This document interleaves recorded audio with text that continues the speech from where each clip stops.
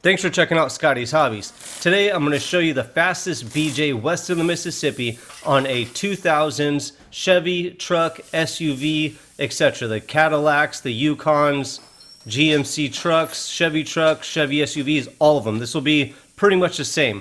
The tool sizes will vary, but everything else will be pretty much the same.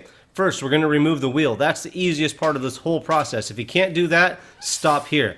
Now, after the wheel is off, take the caliper off, real easy, 2 bolts, loosen them up, take the caliper completely off. If it's a little hard, just shimmy it off there. The pistons might be holding it onto the caliper. After the caliper is off, grab the old brake pads, put them into the caliper. We're going to use the old pads to press the pistons back into the caliper using a caliper compression tool. Before we compress the caliper, we need to make sure we loosen the reservoir cap so the fluid has somewhere to escape if there's going to be more fluid than what the reservoir could hold. You don't want to blow out any seals. With that cap loose, let's push the pistons all the way into the caliper as far as it could go. When the pistons are compressed into the caliper, make sure you support the caliper somewhere so it's not hanging on the brake line or hose. After you have it properly secured up and nothing hanging, we could go ahead and remove the bracket. The bracket is held on by 2 bolts here on the back. In the full video, we go over the tool sizes and whatnot, and if you end up doing this job, make sure you comment below. Let us know the tool sizes you end up using on the year, make, and model of your vehicle. So let me know all that stuff too. With the caliper bracket off, now we can remove the rotor. Pretty simple as well. After the rotor is off, we want to clean the hub assembly up real good. You want this to be a nice, flat, smooth surface for when you put the new rotor on. With everything cleaned up, let's put the new rotor on. I like to use a lug nut or 2 to hold the new rotor on during the reassembly process. This makes the job so much easier so the rotor's not wobbling around when you're trying to set the brake pads in or put the caliper over the brake pads. So I recommend using a lug nut or 2 to hold the rotor in place while you're reassembling everything. Let's clean the bracket up before we install it. So remove the old hardware, use a wire brush to clean off the brake dust and road grime so when you put the new hardware kit on, it sits nice and flush into the grooves of the caliper bracket. With a clean caliper bracket, let's go ahead and put it over the rotor, tighten these 2 bolts up.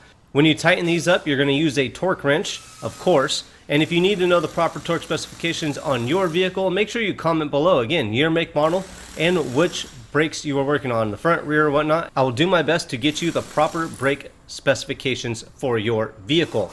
With the bracket on the vehicle, now I'm going to remove the brake slider pins. These ones are in there really good. These actually were seized up on the front, so the calipers weren't moving too much. That's why there was metal to metal on the inboard pads on this vehicle. Remove the sliders, clean them up real good, lube them up before we put them in. I'm using some high temp ceramic brake grease.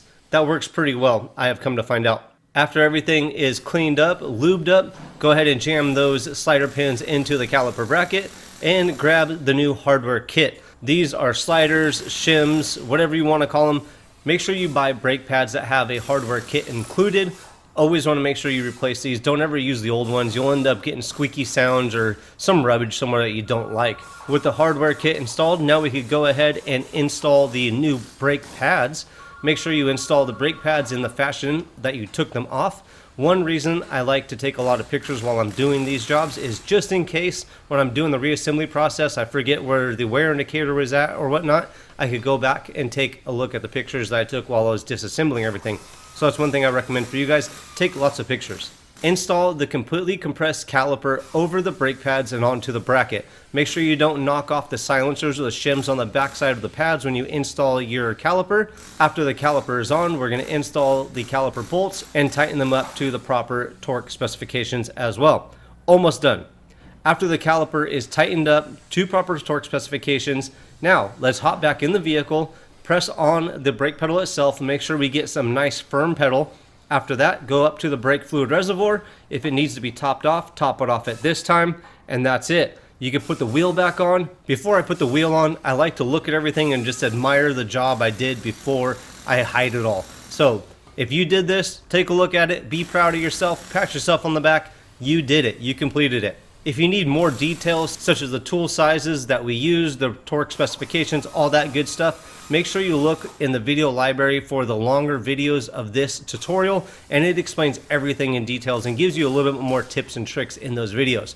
Like, subscribe, and share. If you know anybody with a Chevy truck that's in the 2000s, I have a ton of videos on this vehicle. Make sure you tell everybody about me. I will see you guys on the next hopefully helpful video. Thanks for checking out Scotty's Hobbies.